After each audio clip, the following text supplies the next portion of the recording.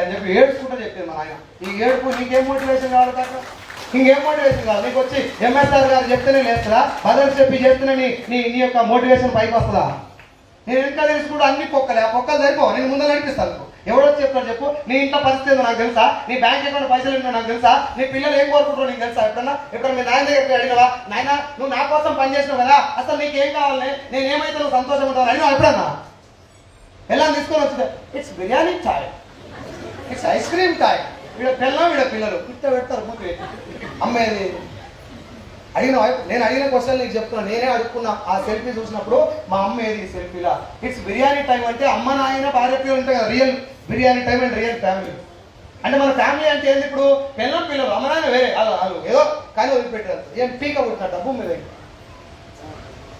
నేను పైసలు ఇస్తామని ఆయన తీసుకోను. తెలంగాణ మేనేజర్ అయితే ఎవరికి కావాలి? ప్రధానమంత్రి. నీ అయ్యే పైసలు పెడతలేదు, నేను ఇంకేం పీక పుట్టినట్టు భూమి మీద.